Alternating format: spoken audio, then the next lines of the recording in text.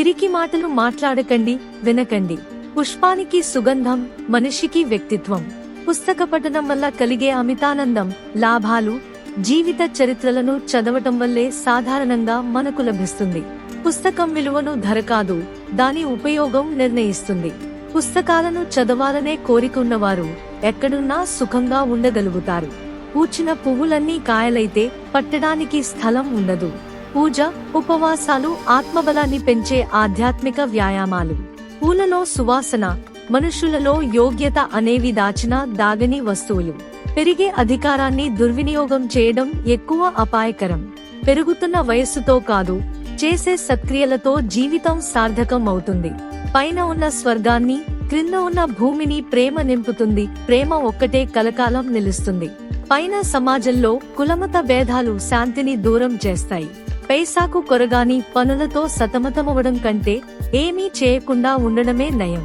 పొందే ప్రశంస కంటే కూడా చేసే ప్రయత్నమే విలువైనది. పొగిడే ప్రతివాడు పొగడ్తను వినేవాడి ఖర్చుతో జీవిస్తాడు. పొదుపు చేయగలిగినవాడు వేదనకు గురికాడు. పొరపాటు సహజమే కాని అవివేకి అందులోనే విహరిస్తాడు. పొరపాట్లను సరిదిద్దుకోవడం వివేకానికి గుర్తు. పోరాడకపోవడం కన్నా పోరాడి ఓడిపోవడమే గొప్పతనం. ప్రకృతిలో బహుమతులు లేవు, దండనలు లేవు, ఉన్నవన్నీ ఫలితాలే.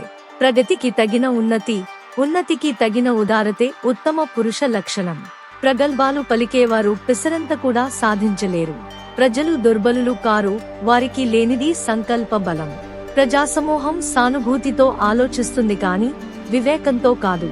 ప్రతి అవకాశంలో నిరాశావాది కష్టాన్ని చూడగలిగితే ప్రతి కష్టంలోనూ ఆశావాది ఒక అవకాశాన్ని చూస్తాడు.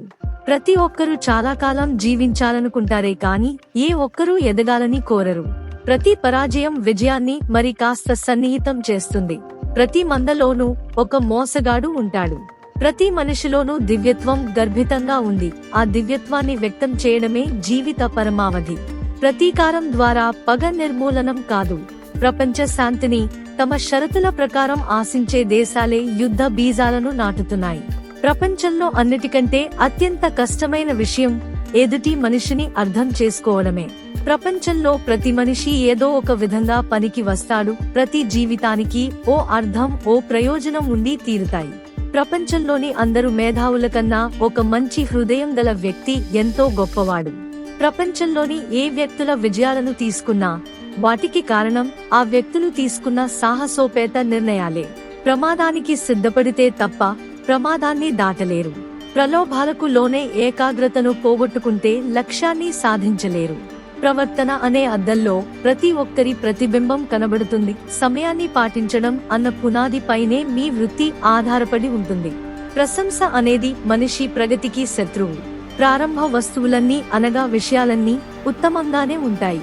ప్రార్థన చేసే పెదవుల కన్నా సేవ చేసే చేతులు మిన్న. ప్రార్థన వల్ల దేవుడు మారడు, ప్రార్థించేవాడే మారుతాడు.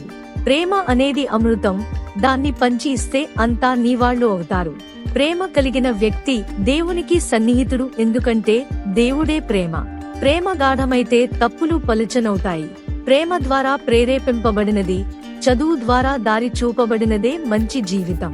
ప్రేమనిచ్చిన ప్రేమ వచ్చును, ప్రేమ నిలిపిన ప్రేమ నిలుచును. ప్రేమ పొందేవారిని, పంచేవారిని ఇద్దరినీ బాగుపరుస్తుంది. ప్రతిధ్వని ఎప్పుడూ ధ్వనిని వెక్కిరిస్తూ ఉంటుంది. ప్రపంచంలో ఉన్న ఏ గొప్ప వస్తువు కూడా ఎప్పటికీ మంచి స్నేహితునికి సమానం కాదు.